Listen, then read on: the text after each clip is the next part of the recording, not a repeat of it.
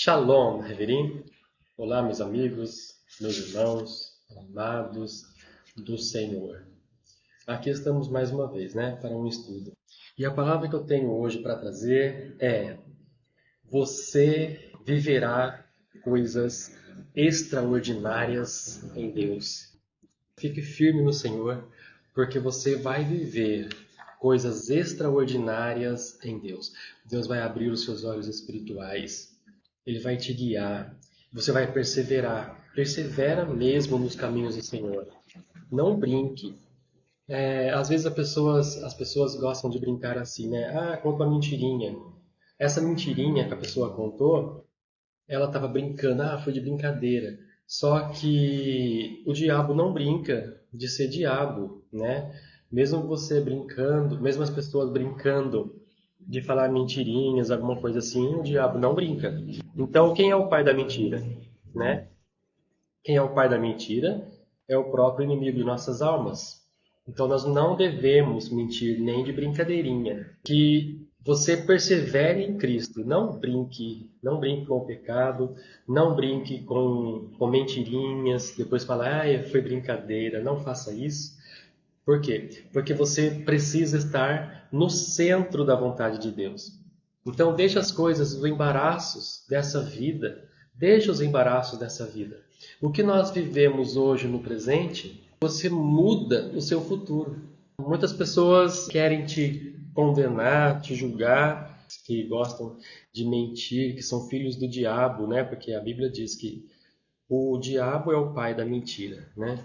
Então, essas pessoas te condenam, te julgam, e elas fazem coisas piores. E elas te julgam, estão ali te julgando, te condenando, sendo que são piores. Por quê? O que eles falam de você é apenas uma falácia, né? Mas o que eles fazem é real, é verdadeiro, aquilo que eles fazem é o que eles falam. Então, eles muitas vezes acusam as pessoas do que eles mesmos fazem e às vezes fazem pior. Então, meus amados, não brinca com a mentira, não brinca com o pecado. Faça como José. Se você se deparar numa situação, por exemplo, a mulher de Potifar, né? Ela quis ter relações com José. O que que José fez? Ele não ficou ali brincando e nem falando assim, ah, eu resisto. Não, picou a mula, saiu correndo dali. É assim que tem que ser. Se você vê que o pecado, esse pecado de pombagira é muito forte, né? Esse demônio de pombagira é muito forte. E se você não tiver revestido da unção, se você tiver na unção, você levanta a mão, a pessoa cai por terra, endemoniada, né? Mas se você sentir que, opa, não estou tão assim, a glória, aquela atmosfera de glória ainda não está, então corre. Corre, não fica, porque se você ficar, é perigoso pecar, né? Então é assim, nossa vida tem que ser constante vigilância contra o pecado, né? Contra o pecado. Por quê? Porque o pecado faz divisão entre Deus e os homens. O que que você quer?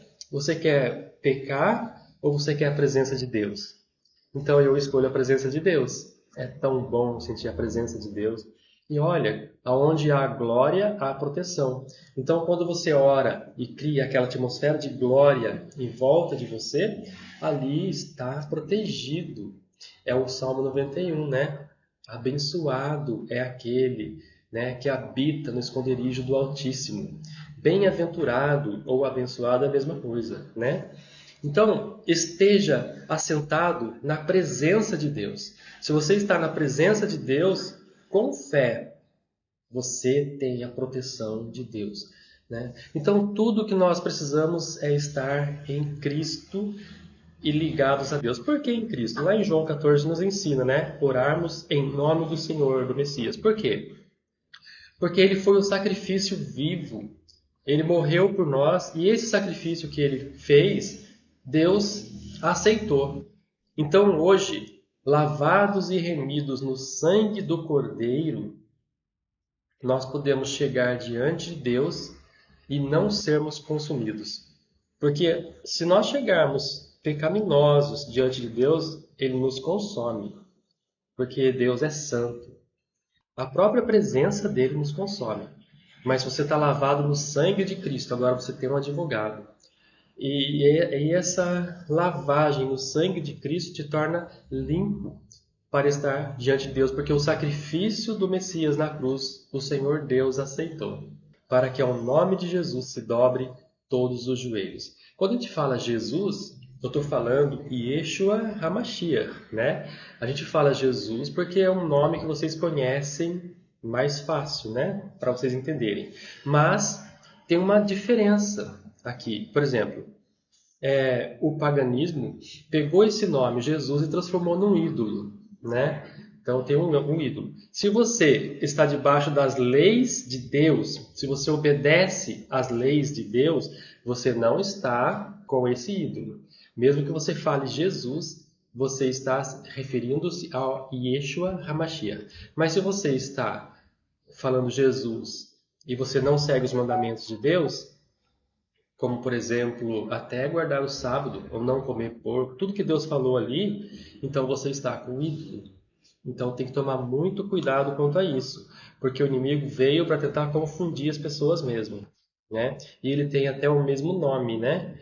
O nome Jesus foi o ídolo que foi criado. E o nome Yeshua HaMashiach, que é o Jesus que veio, traduzido para nosso idioma, né? Porque traduziram assim, traduziram Jesus, então ficou conhecido como Jesus. Mas o nome dele, que está acima de todo o nome, é o nome que se refere lá em Apocalipse. E lá em Apocalipse se refere ao Senhor como o Cordeiro. Quando você for expulsar um demônio, você pode falar: seja repreendido em nome do Cordeiro de Deus. Ele vai ser expulso. Ele vai ter que sair, né? Por quê? Porque o nome do Cordeiro de Deus é o Messias que foi enviado. Se você falar seja repreendido em nome de Jesus, também ele sai, sabe? Mas vai depender da sua vida. Sua vida tem que estar no altar com Yeshua HaMashiach e não com o ídolo, certo? Então tem diferenças do mundo espiritual, né? E temos que tomar esse cuidado. Temos que tomar muito cuidado. Às vezes a pessoa pensa que está servindo a Jesus e está servindo o ídolo. Foi para isso mesmo que o ídolo foi colocado um nome parecido com o nome de Jesus, né? Foi para isso mesmo que ele manifestou-se dessa forma, para confundir e para enganar as pessoas. Então você está debaixo da lei de Deus, está debaixo da Torá, né? Aqui estão os mandamentos. Tem mandamentos que Yeshua revogou, tem mandamentos que Yeshua manteve. Esses mandamentos que ele manteve, como por exemplo guardar o sábado, que é um santificai o sábado. O que é santificar o sábado? É você fazer diferença entre os dias, do dia santo e o dia profano. É você justamente jejuar no sábado? Não, você não pode jejuar no sábado. Por quê? Porque o jejum é um quebrantamento da alma, é uma tristeza.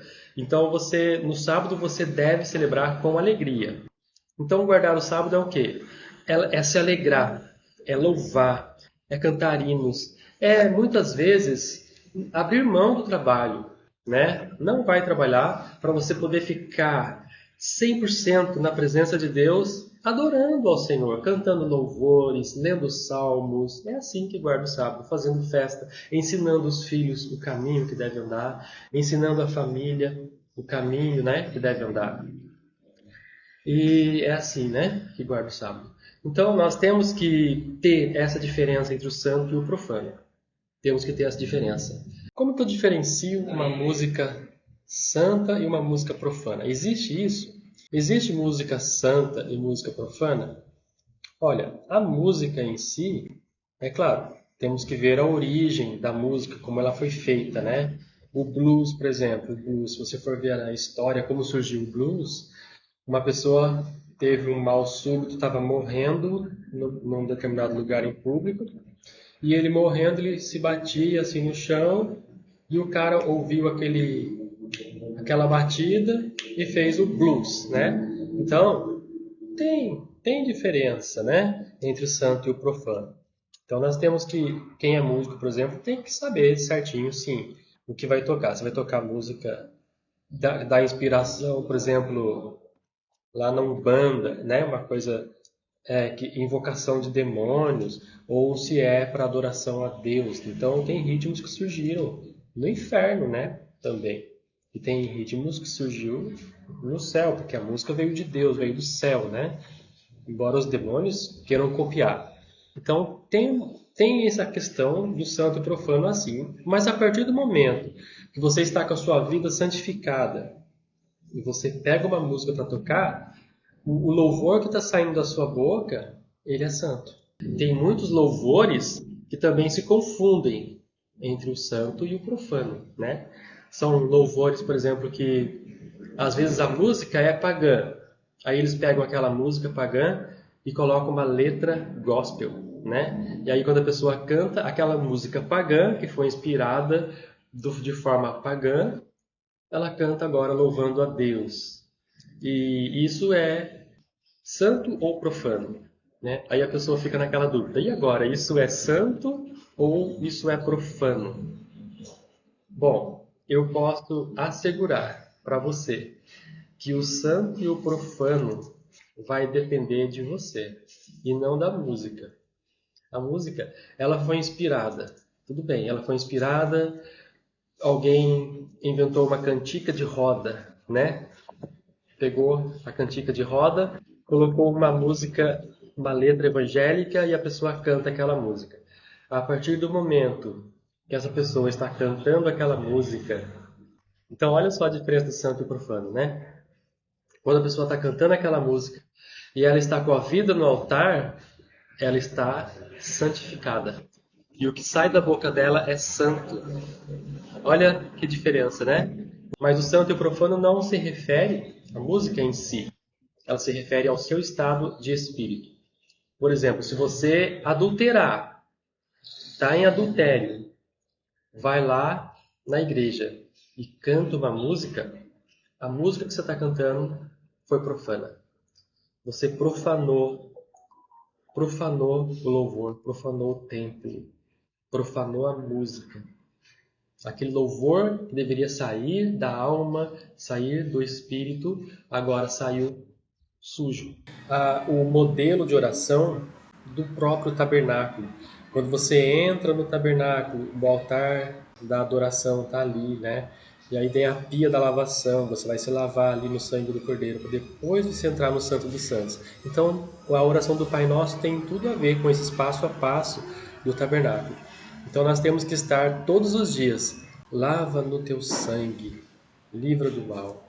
É assim, todos os dias devemos lavar nossas vestes no sangue de Cristo, porque às vezes temos pensamentos, né, pecados de pensamento, pecados por obras ou por ações que a gente faz às vezes sem perceber, né, e que é pecado. Então temos que pedir perdão. Às vezes pecado por palavra, falamos algo, né, que entristece a Deus ou que vai contra a palavra de Deus. Temos que estar todos os dias pedindo perdão por pecados de pensamentos, de ações e de palavras. E assim, todos os dias estamos sendo lavados no sangue do Cordeiro. E aí sim, nós estamos prontos para chegar à presença de Deus e adorá-lo. Então, da mesma forma, Deus, quando Ele nos manda santificar o sábado, é para nós fazermos diferença entre o santo e o profano. Para nós santificarmos o sábado, diferenciando ele dos outros dias. Mas se você não estiver com a sua vida no altar, foi profano, foi em vão você guardar o sábado, né? Você cumpriu a ordenança de Deus, mas a sua vida está desconcertada. Então, foi em vão, né? Então, temos que ter muito cuidado quanto a isso. Então, essa é a diferença do santo e do profano. Isso é você. Você tem que estar com Deus, santificado em Deus, e aí sim você vai tocar música, ela vai ser santa. Qualquer música que você toque vai estar santificada, porque você é o canal, é o veículo, você é o instrumento. E quando você guarda o sábado, você está santificando o sábado, mas a sua vida está santificada.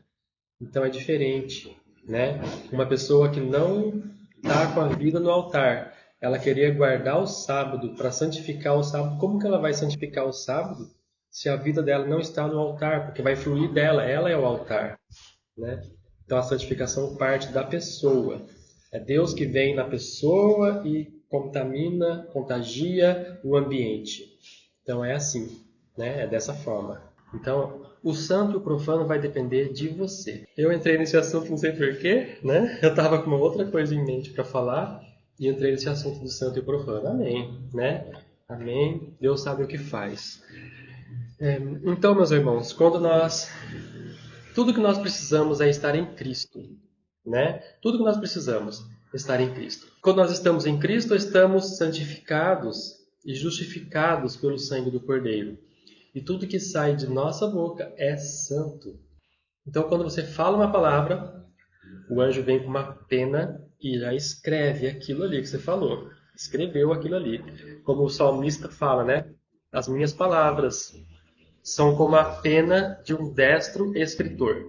Significa que o que você fala acontece. O que você fala é lei. Você é uma pessoa santa, separada para Deus. Então, o que você fala, temos que ter muito cuidado, né? Muito cuidado com o que falamos. Muitas das vezes falamos coisas e a Bíblia diz: irais, mas não pequeis, né? Então, às vezes, nós somos carne.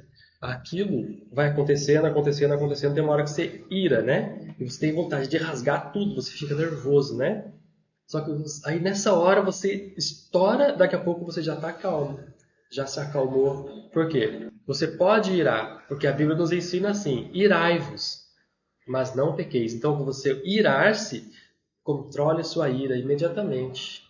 É isso que a Bíblia nos ensina, né? Então, Deus ele quer te levar para o sobrenatural em Deus.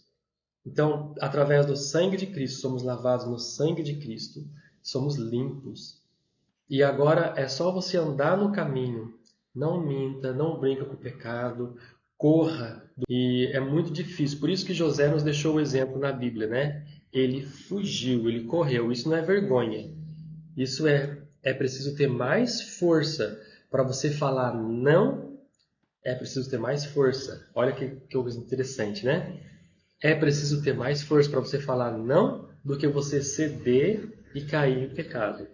Então, a pessoa que corre do pecado assim e que foge do pecado, ela é mais forte porque conseguiu fugir. Porque esse espírito de pombagira é muito forte. Mas quando você está em Cristo, você é mais forte. Então você consegue fugir ou repreender, né? E se você repreende essa pessoa, nessa hora que a pessoa está te assediando ali, você ganha autoridade sobre esse espírito. E aí vem os dons espirituais, né? E aí, com essa autoridade sobre esse espírito, onde você for pregar, falar de Jesus, se tiver alguém manifestado ali, a pessoa cai por terra. Mas se você correr, você também está tendo resistência, né? Você está também oferecendo resistência. Mas se você ficar e lutar e conseguir vencer, é claro, não vai pecar, né? Porque se ele te derruba também, é um prejuízo, né? É um prejuízo. Então, meus amados, fique firme no Senhor a todo momento, né? E quando aparecer essas coisas assim, repreenda, repreenda. Corre para não ficar ali. Se você repreendeu, viu que a pessoa ainda não caiu, não aconteceu nada, corre, corre, né? Ok? Não enfrente, não queira falar que você, eu sou homem, não sei o quê. Não, não faça isso, tá vendo? Olha só então, não deixe de ler a palavra de Deus e não deixe de orar todos os dias. Esses dois itens não podem faltar sobre o seu altar. Ler a palavra de Deus é o pão e orar é quando desce o azeite. E quando você ora e fala, Senhor, lava no teu sangue, é o sangue, é o vinho. Então, o pão, o azeite e o vinho são três coisas que não pode faltar na nossa vida. Então, quem vive por fé está crucificado com Cristo. E se você está crucificado com Cristo, você não vai se embaraçar e nem deixar se embaraçar com as coisas dessa vida, desse mundo, né? É muito mais aproveitoso você conseguir rejeitar o pecado, porque esse tipo de jejum Deus recebe. É um tipo de jejum também, né? O jejum de relações, por exemplo. Você está em jejum de fazer relações. Você é um jejum que Deus recebe, né? Então seja forte, Seja forte e corajoso. Aquilo que Deus falou para Josué, né? Seja forte e corajoso. O inferno às vezes se levanta. Levanta com difamações, calúnias, que é o que eles têm de arma, né? Para poder nos atacar. E levanta com seduções, com armadilhas, com laços. O inimigo prepara um laço ali, deixa escondidinho ali para você cair. Você passa, às vezes, por outro caminho, porque Deus já te revelou. Não passa por aqui, passa por lá. Deus vai nos guiando, irmãos. Deus vai nos guiando. Então, muitas vezes a pessoa esquece até seu número. Ou ela liga, vai dar ocupado, não vai atender, vai cair a ligação na hora que ela ligou. A rede de telefonia, às vezes cai na hora que a pessoa ligou. Quando ela desliga o telefone, volta. Só para não falar com você e não te causar nenhum dano espiritual e também para não dar nenhum laço para os seus pés. Então Deus, ele nos livra dos laços do passarinheiro e da peste perniciosa. E nós temos que confiar em quem? Somente em Deus, né? Você não vai confiar no homem. Quando você confia no homem, você está negando a sua fé em Deus. Então, por isso que Deus, ele aborrece isso daí. Deus não se agrada disso.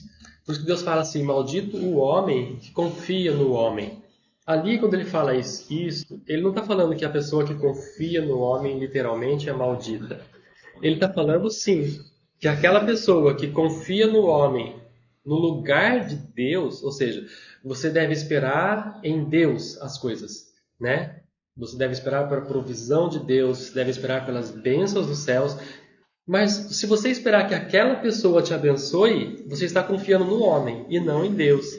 Entendeu? Então isso é muito amplo. Às vezes a pessoa, por exemplo, espera. Ela confia assim. Não, quando eu casar, eu vou ser feliz. Então a pessoa está esperando casar para ser feliz. Sendo que você pode ser feliz com Deus. Então tem coisas que você tem que tirar essa confiança de algo e colocar a sua confiança em Deus. Porque buscai primeiro o reino dos céus, né? Não é assim que diz a palavra? E as outras coisas serão acrescentadas naturalmente. Essas coisas acontecem naturalmente na nossa vida. Você não precisa ter pressa de querer. É na hora certa que Deus vai dar. Não adianta você espernear, se bater, ficar triste. Para que ficar triste? Vai orar, busca a Deus, tenta buscar esse renovo espiritual, começa a adorar a Deus. Senhor, Rei do Universo, Tu és soberano, Tu és tremendo. Fica meia hora falando isso para você ver. Você vai sentir aquela alegria, aquele romper, de repente assim estrala, né? Aquela glória você sente assim. É assim que você vai vivendo e assim que você vai vencendo essas barreiras, muitas barreiras até da solidão, né? Porque a pessoa, ela às vezes quer casar e não consegue, não consegue porque ela tem um monte de problemas psicológicos ainda, que não venceu, então ela tem medo muitas vezes de mulher, tem medo de homem, e a pessoa tem todos esses problemas, né, que precisa vencer. Então a pessoa ou tem algo escondido que não consegue, que não revelou ainda, que não, né, não. Então a pessoa fica esperando naquilo. Não, eu tenho que casar. Só depois que eu casar, eu vou ser feliz. Não, eu tenho que casar. Mal sabe ele, né? Que a felicidade já estava ali. Era só buscar a Deus. É igual acontece com Adão lá no Jardim do Éden, né? O inimigo chega para Adão e fala: se você comer esse fruto, você vai ser semelhante a Deus. Mas Adão já era semelhante a Deus, né? E ele foi enganado. Comeu do fruto, pecou. Então temos que ter muito cuidado quanto a isso, né? Muito cuidado mesmo, para não colocar nada no lugar de Deus. Que você possa confiar plenamente em Deus e somente em Deus. E saiba, essas coisas acontecem naturalmente. As outras coisas serão acrescentadas naturalmente. Então, quando você confia no homem, aí sim você se torna maldito, porque quem vai te abençoar é Deus. Então, por isso que aquele versículo fala, né? Maldito o homem que confia no homem. Não é na confiança, nessa confiança do dia a dia. Você deve confiar nas pessoas, mas é no sentido de você colocar essa pessoa no lugar de Deus e esperar que essa pessoa resolva algo que é para Deus resolver na sua vida. Então, aí sim, você estaria, se você fizer assim, você estaria realmente confiando no homem, né? Então, não faça assim, né? confia somente em Deus, porque Ele dá ordem aos seus anjos a nosso respeito. Ele deixa as ordens ali dadas, ó, guarda, protege, acampe ao redor do meu servo, está ali, ó. E os anjos vêm e acampam, né? Então não negue a fé em Deus. Muitas das vezes a pessoa, olha só que coisa, né? Lá em Israel, por exemplo, eles têm aquele domo de ferro, né? E muita gente, olha quanta gente que confia no domo de ferro e não confia em Deus. Ah, não, os mísseis vêm, mas o domo de ferro está ali e não vai deixar o míssil entrar, né? O domo de ferro foi uma permissão de Deus para facilitar, né? Mas você tem que confiar em Deus. Porque se entra um míssil ali, é Deus que vai fazer esse míssil, um vento levar ele para o meio do oceano, e ele vai cair no meio do oceano. Por quê? Porque você confiou em Deus. Mas se você estiver confiando só no domo de ferro, ele pode falhar. E quando entrar um míssil nessa falha, explode, destrói, causa danos. Mas se a sua fé estiver em Deus, mesmo que passe pelo domo de ferro, a mão de Deus faz isso aqui, ó. Leva o míssil lá para o meio do mar. Leva o míssil lá para o meio do deserto. Então, meus irmãos, é a confiança em Deus. Não confia em mais nada e nem mais ninguém além disso. Somente em Deus. Porque Ele sim pode todas as coisas. Ele pode remir a nossa alma da perdição. E pode nos coroar com benignidade e misericórdia. Ele pode tirar tudo aquilo que está de laço contra os nossos pés para fazer-nos tropeçar, né? Ele tira os nossos inimigos e joga longe de nós, para nós podermos ter paz. Então, nele confiarei. Olha, leia o Salmo 121, né, para você ver. Quando o salmista olha para os montes assim, os montes cercados de inimigos. Ele olha assim, imagina só, de noite assim, né? Aquelas pessoas com tocha na mão assim, e você vê aquelas tochas de longe brilhando, milhares de milhares, né? Então o salmista fala assim: eleva os meus olhos para os montes. Meu Deus, de onde me virá o socorro? O meu socorro vem do Senhor que fez os céus e a terra. É nele que nós temos que confiar. E foi ele mesmo, né, que livra o salmista, porque o salmista confiou em Deus. Ele que dá o livramento. E quando você chegar lá no finzinho da sua vida, bem velhinho, você vai lembrar de todas essas lutas que você passou e você vai falar assim: verdadeiramente Deus me guardou, né? Oh, aleluia, senti a presença de Deus tão boa. Deus me guardou. E é assim, né, meus amados? Então, aquele que confia em Deus, ele recebe a proteção de Deus. Como está lá em Salmo 91, né? Bem-aventurado ou abençoado, né? A mesma coisa, né? Abençoado é aquele que habita no esconderijo do Altíssimo. À sombra do Onipotente descansará.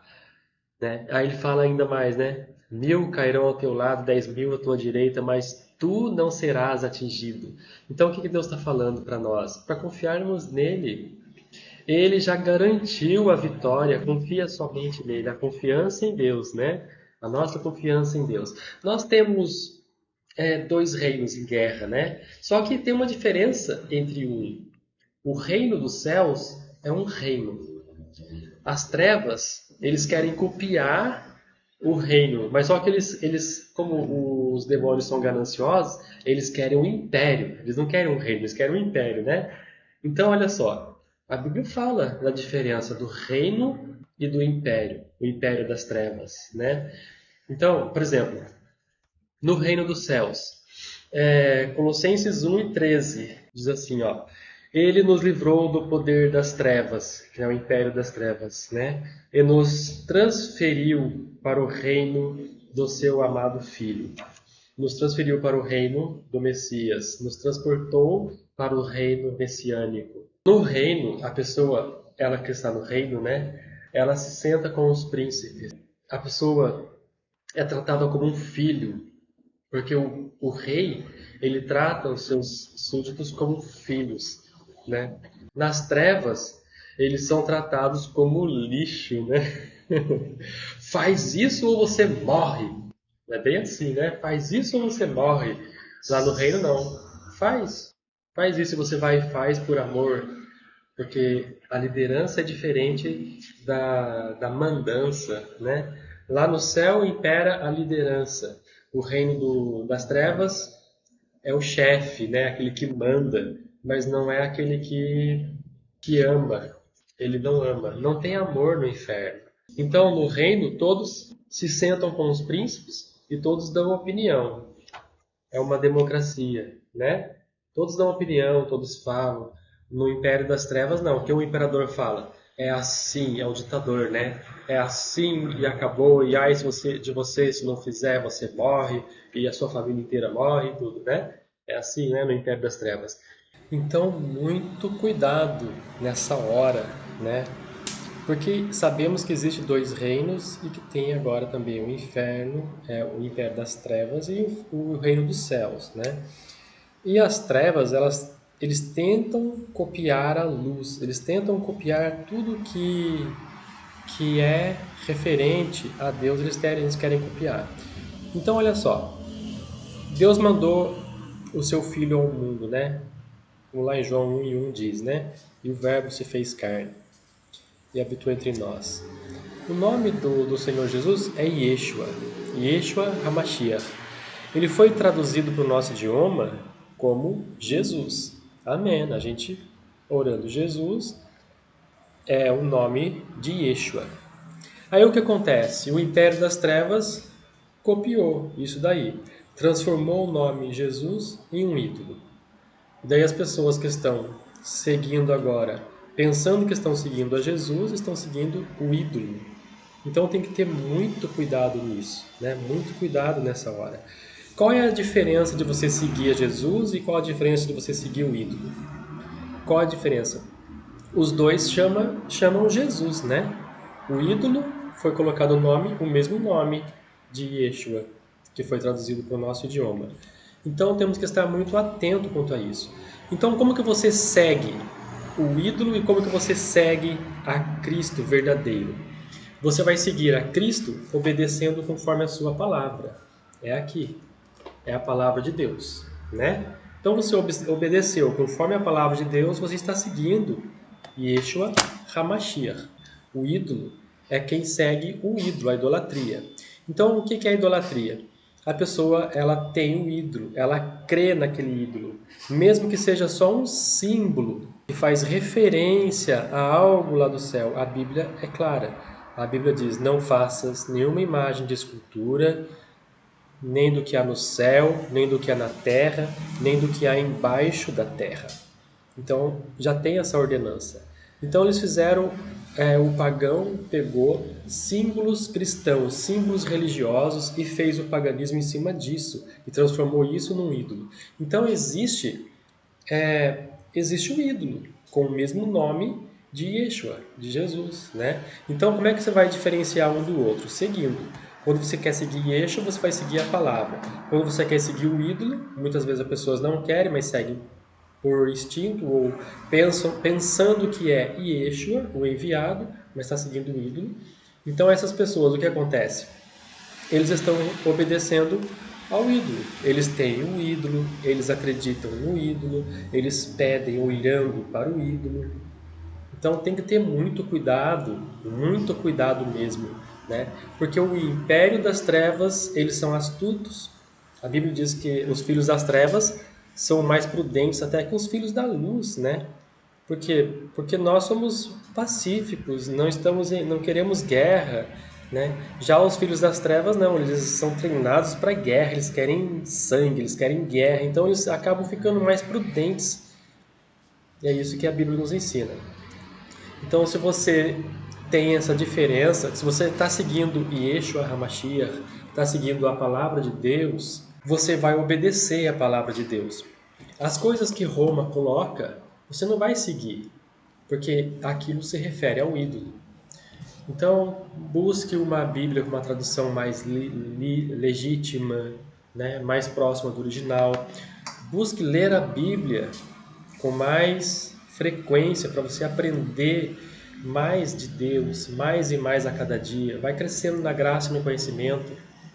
Busque a Deus e que caia essas escamas dos olhos de muitas pessoas que estão cegas, buscando o ídolo, pensando que está buscando a Deus e não está. Então é pelos seus atos. Aquilo que você faz vai determinar a quem você está seguindo.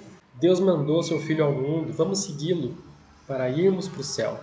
Como nós seguimos? Colocando em prática a sua palavra, tendo como mestre a quem? Ao Messias. Existe o ídolo e existe o Messias, né? O reino. Então, em quem você está ligado? Qual deles você está ligado? Você segue a palavra, segue a lei de Deus, você está ligado com o Yeshua HaMashiach, o Messias. Se você segue o ídolo, é outro Deus, o ídolo, né? O ídolo é outro Deus, e a Bíblia fala que são do príncipe das trevas, né? E se você antes era idólatra e agora quer seguir a Jesus, o verdadeiro, então ele apaga as suas transgressões. É só você aceitá-lo e ele já escreve o seu nome no livro da vida. Ó, Isaías 43:25. Eu sou o que apago completamente as tuas transgressões por amor de mim mesmo. Então no reino é assim. Deus apaga as transgressões, ele perdoa. No império das trevas, não tem apagar as transgressões, certo? É o imperador, é o que manda, né? Já nos céus, não. Ele perdoa, ele lava no sangue, ele quer o filho de volta, ele quer ali o aconchego do filho. É assim que o Pai nos trata, né? Até mesmo dentro da igreja, nós vemos assim, ou você entrega a profecia, ai de ti se não entregar e não sei o quê. Isso é o ídolo, entende? Isso é o ídolo. Porque Jesus disse, meu jugo é suave, meu fardo é leve. Então nós temos que ter esse discernimento. Temos que estar na presença de Deus. Você está no reino de amor. Esse é o reino que nós servimos. Esse é o reino que não tem enfermidades, não tem pecado, não tem culpa, né? Então você entra, pede perdão a Deus e ele já te perdoa, lava no sangue, né? O que disse o Senhor a Abraão? Gênesis 13, 14 e 15. Disse o Senhor a Abraão, porque toda a terra te darei. Isso é reino. O reino, ele pega e doa as terras, ele faz sedacá, ele doa amor. O império não. O imperador tem que pagar, tem que trabalhar, pagar imposto e ainda tem que dar um imposto gigantesco para ele, mais do que às vezes você consegue, e para manter o imperador lá do bem bom, para manter ele no poder. Então existe a diferença entre reino e império das trevas. Existe a diferença. O império ele quer sempre copiar o reino. Por exemplo, o nosso Messias, o Senhor Yeshua, ele é o leão da tribo de Judá. Lá no império das trevas, o príncipe das trevas também quer ser o leão, mas só que não é da tribo de Judá, né? Ele é o leão que ruge para nos causar medo, mas ele é como o leão apenas, ele não é o leão. Quando chega o verdadeiro leão, ele tem que bater em retirada, né? Tem que sair correndo. Então Abraão, ele vai para o espiritual. Olha só, Gênesis 15:5, né? Abraão vai para o espiritual. Deus fala para ele assim: conte as estrelas do céu. Somos filhos de Abraão pela fé, porque assim como Abraão herdou essas bênçãos espirituais, nós também herdamos em Abraão essas bênçãos. Está falando dessa descendência espiritual. Até porque se você olha para Israel hoje, é um país minúsculo, é um país pequeno. Tem alguns espalhados? Tem, mas já estão misturados, né? E para o judeu, para ser considerado judeu, tem que ser filho de uma mãe judia e não de um pai judeu, que nem o meu avô. Meu avô ele veio para cá, a família do meu avô veio, ficaram lá no Maranhão, no Ceará, né? E depois estourou a Segunda Guerra Mundial e ele veio parar ali em Lorena, porque ele participou da guerra, ele foi pracinha na guerra, né? Ele batalhou, ele lutou na guerra. E ele veio ali, acabou a guerra, ele ficou ali em Lorena, casou ali mesmo. Só que a família inteira dele foi morta no Holocausto. Só sobrou ele. Então,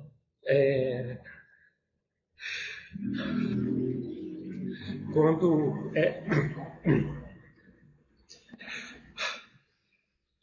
quando a gente fala, né, com ele, falava, né, que agora já é falecido, sobre a família, a gente falava, Ele escorria uma lágrima, ele chorava, né? Então a gente via que ele sofria com aquilo e ele foi o único que sobreviveu, talvez, né? O único que sobreviveu ao Holocausto, que conseguiu estar vivo, né? Aí depois acabou a guerra, e ficou ali em Lorena mesmo, porque ele não tinha para quem voltar.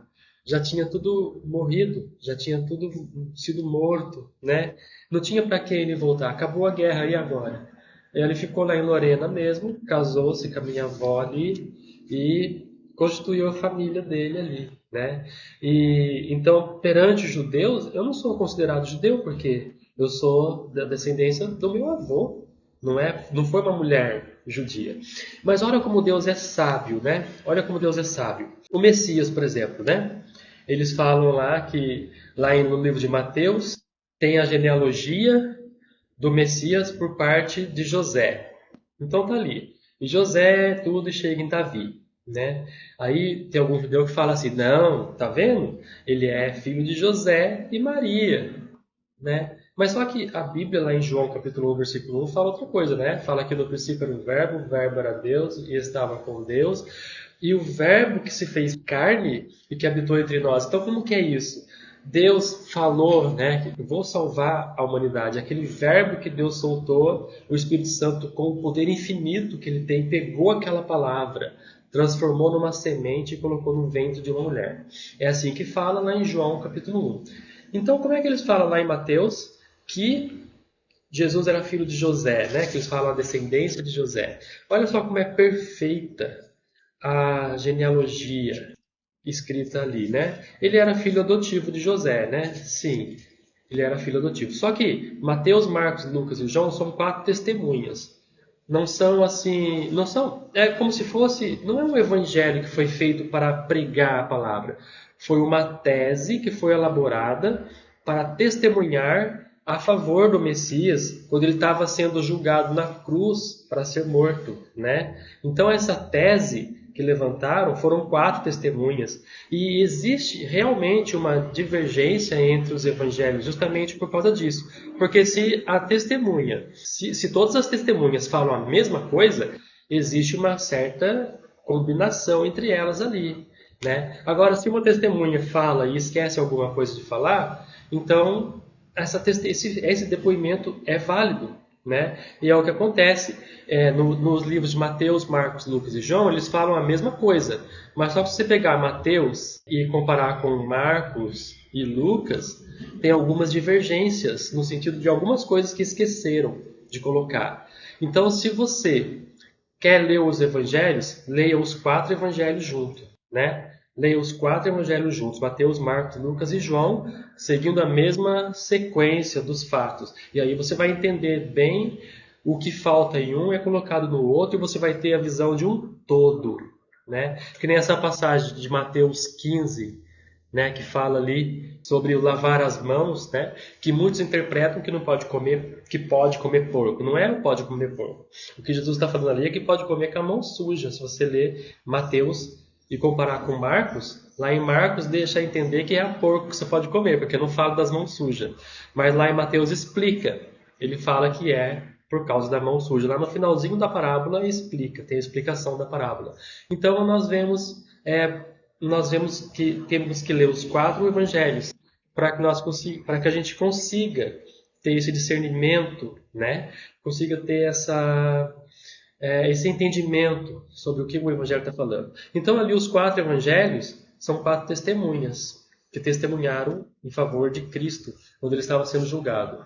Na verdade, eles não tiveram chance de expor essa tese no tribunal, né? Porque Jesus foi condenado durante a noite. Olha, foi contra a lei, né? Porque não podia julgar ninguém durante a noite.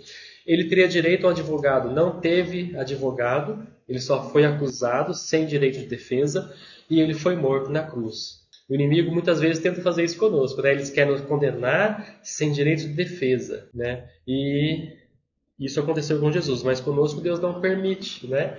Ele peleja por nós, porque Jesus já sofreu por isso, já passou por isso. Não precisa mais ninguém passar por isso. Então, quando Deus fala ali a Abraão, né, que será como as estrelas do céu, Deus está falando dos filhos de Abraão, porque Abraão é o pai da fé, Ele foi o primeiro a ter fé. Então são os filhos de Abraão na fé. É desses que Deus está falando. O que significa ser filho de mãe judia? Olha para Cristo. Ele foi filho de Maria. Ah, mas ele não ia ser da descendência de Davi? Sim. Lá no livro de Lucas, você vai ver que a genealogia que está ali é diferente. Por quê? Porque ali tem a genealogia de Maria. Olha que coisa interessante, né? Mateus, Marcos, Lucas e João. No começo dos livros traz a genealogia de José, né? Que era o pai, que estava ali representando como pai adotivo, né? Mas quando no livro de Lucas, quando descreve Jesus como homem, porque Mateus descreve Yeshua como rei, Marcos descreve Yeshua como servo, Lucas descreve Yeshua como o homem, e João, ele é o profeta do amor, né? Ele descreve como a águia, como amor e tudo, né? Então, esses 4 evangelhos, o livro de Lucas vai nos trazer a genealogia de Maria, genealogia de Maria. Então mostra, ele é judeu conforme a lei judaica. Ele é filho de Maria, que era judia e era prima de José. Maria era prima de José. Ela tinha a mesma genealogia. Ela era filha de Davi. Então cumpriu a profecia. Cumpriu. Jesus, filho de Davi, por parte de mãe e não por parte de pai. Então lá em João, a Bíblia nunca entra em contradição, né? Deus é lindo. A Bíblia nunca entra em contradição. Quando eu li isso, eu li a genealogia Mateus, estava de um jeito. Marcos. Aí quando cheguei em Lucas, de outro diferente. Eu falei, meu Deus, erraram aqui. O que aconteceu? O que é isso? Aí que eu fui ver quem era Maria, descendência de Maria, quem eram os pais de Maria, né? Então, ele traz a descendência de Maria. Jesus, filho de Maria, filho de Davi, por parte de mãe. Essa é a descendência conforme a lei judaica. Então agora o judeu não tem mais como nem refutar isso, né? Não tem mais nem como falar, porque está na lei. Está na lei deles. Tem que ser filho de mãe judia. Está lá. O Messias é da descendência não segundo as ordens dos reis de Israel, mas segundo a ordem de Melquisedeque. Essa é a ordem do rei, do reinado do Messias, segundo a ordem de Melquisedeque. Os reis de Israel pecaram, né? Salomão achou que era para ele construir o templo. E quem era para construir o templo? O Messias. E qual foi o templo? O tabernáculo. Ele reconstruiu um tabernáculo espiritual. E hoje nós oramos a Deus e esse tabernáculo é montado sobre as nossas cabeças. Então, lá em Gênesis 15:5, conte as estrelas do céu.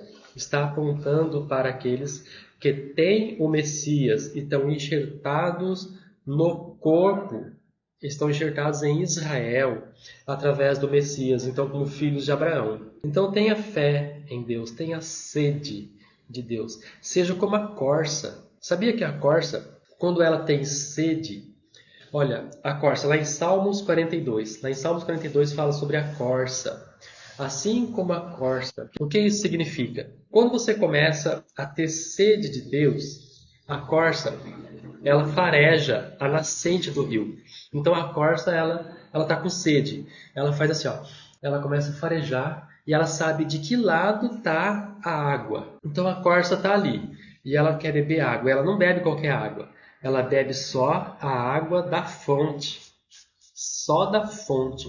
Por isso que a Bíblia fala, seja assim como a corça, como está lá em Salmos 42, né?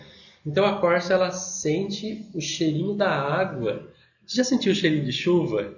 É mais ou menos assim, ela deve sentir assim, né? Aquele cheirinho da água assim. E ela finca uma carreira. E ela vai correndo em direção àquele cheirinho que ela está sentindo. E ela corre quilômetros de distância. E ela, quando ela chega ali na fonte da água, ela bebe daquela água. Então, o que Deus nos ensina quando Ele nos compara para nós sermos como a corça? Ele está comparando que quando você sentir a presença de Deus, olha, já abri, caiu em cima aqui, Salmos 42. Quando você sente a presença de Deus, não extinguais o Espírito. Deixa fluir, deixa fluir. E se você está sentindo a presença de Deus, fique na presença, orando, engrandeça o nome do Senhor, continue buscando para você continuar sendo cheio, renovado. Não para ali. É isso que está falando aqui, ó. Olha, Salmos 42. Como o cervo ou como a corça suspira pelos ribeiros de água. O que é suspira? Ela fareja. Ó. Assim a minha alma suspira por ti, ó Deus. Então a nossa alma tem que ter essa sensibilidade de nós sentirmos. Quando você começa a sentir aquela fagulha do poder, daquele campo de glória que é formado, né? Quando nós estamos cheios da presença de Deus. Quando você sente aquela fagulha, continue buscando, busca mais ainda. Porque daí você vai encontrar a fonte de água para você beber. Rios de águas vivas fluirão do seu interior e quando você acha essa fonte de água, né? Então, ó, verso 2. A minha alma tem sede de Deus, o Deus vivo. Quando virei e aparecerei diante de Deus, as minhas lágrimas têm sido meu alimento dia e noite. Aqui o salmista fala, né? Ele estava triste, chorando, a lágrima dele era o alimento dele, tanto que ele chorava, né? Continuamente dizem para mim, onde está o teu Deus? Olha o versículo 4 aqui, parte B, né?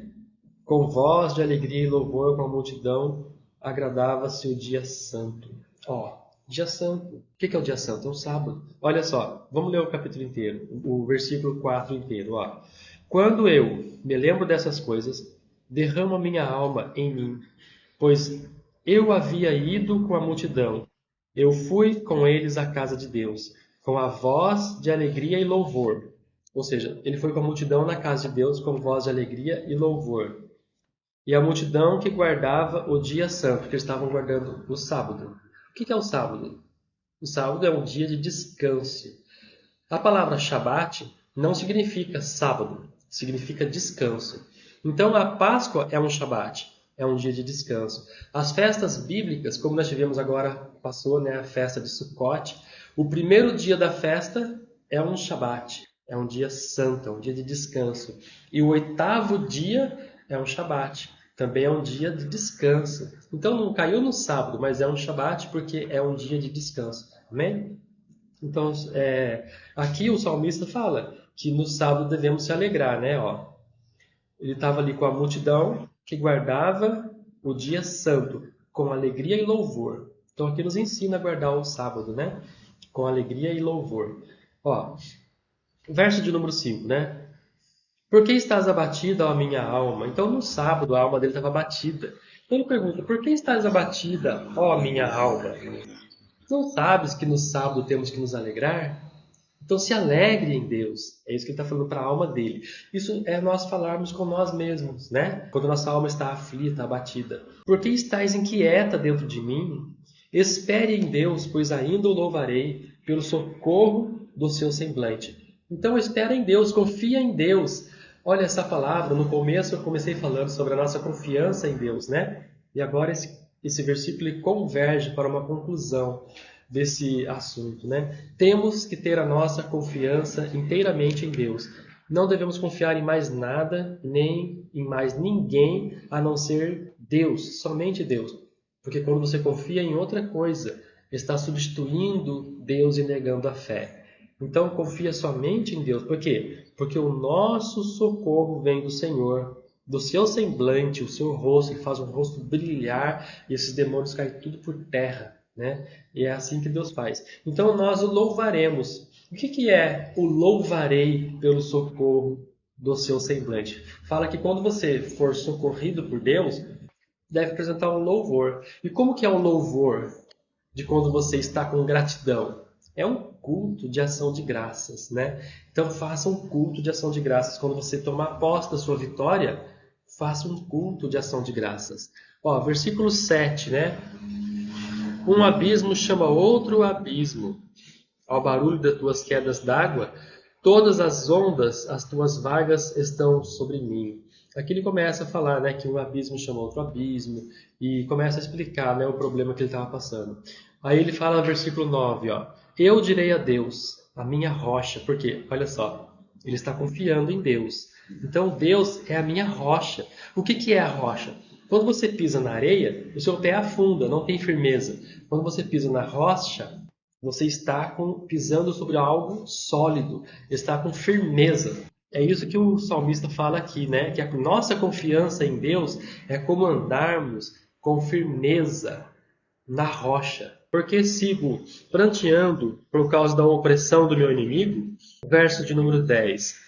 Como com uma espada em meus ossos os meus inimigos me repreendem, enquanto me dizem diariamente, onde está o teu Deus? Né? Então os inimigos, muitas das vezes, zombam de nós, continuam ali apurrinhando, chateando, continuam ferindo. E ainda fala assim, onde está o Deus dele? Isso não vai acontecer com ele nunca, que são as promessas de Deus, né? Quando Deus nos dá as promessas, são audaciosas. Então eles falam até isso. Isso não vai acontecer com ele, não conhece o nosso Deus, né? Ele age na hora certa, no momento exato. Por que estás abatida dentro de mim, ó minha alma? E por que estás inquieta dentro de mim? Espera em Deus, pois ainda o louvarei. Espera em Deus, pois ainda, essa é a confiança, ainda o louvarei. Eu ainda vou fazer um culto de ação de graças, de agradecimento a tudo isso que Deus me está concedendo de livramento sobre os meus inimigos. É assim que se deve orar. A sua esperança deve estar em Deus, porque a esperança e a fé e a confiança, elas se convergem na mesma coisa, que é a confiança em Deus. Então a confiança gera a espera, e você espera porque você confia, né? E você espera e um dia você vai ainda louvar a Deus e festejar, porque a sua confiança pôde esperar até o dia da promessa se cumprir. Olha, nossa, profundo, né? Isso é muito profundo. Então, o que é a saúde do meu semblante e meu Deus, né? Que fala assim, né? Pois um dia espera em Deus, pois ainda o louvarei, que é a saúde do meu semblante e meu Deus. Então, Deus, ele é a formosura do nosso rosto. É a formosura. Por quê? A Bíblia fala que o coração feliz aformoseia o rosto. Não é assim que a Bíblia ensina? O coração feliz aformoseia o rosto. Se você está triste, você fica de semblante caído, né? Não é assim? Se você está alegre, o seu sorriso aformoseia o seu rosto. Então é a mesma coisa. Quando Deus ele nos dá o livramento, o escape, ele nos dá essa bênção, né? De nos proteger, de nos guardar, nos livrar das mãos dos nossos inimigos. E olha, ai deles, né? Ai deles, porque horrenda coisa é cair nas mãos de um Deus vivo, né? Mexeram com a pessoa errada. Agora vão pagar o preço. É bem assim, né? Então, ai deles, se não se arrependerem, perecerão. Eles têm que pedir perdão para você, sabia? Eles têm, porque te feriram, te humilharam, falaram mal. Eles têm que pedir perdão. E Deus é que vai fazer isso. Eles vão chegar como no estudo anterior, né? Quando que eu falei que coloca um anzol no nariz e Deus vai dando corda.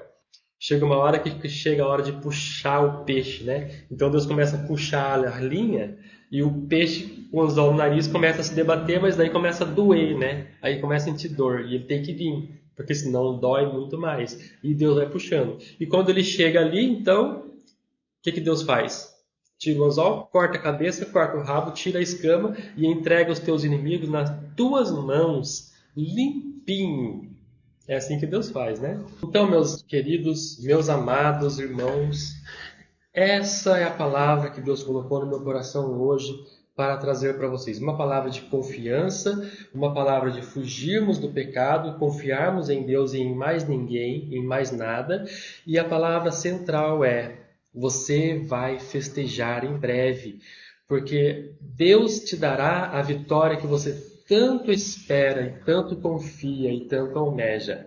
Essa palavra ela desceu e ela fala comigo e fala com você. Deus fala comigo também e fala com você também através dessa palavra. Amém? Fica com Deus então. Deus abençoe.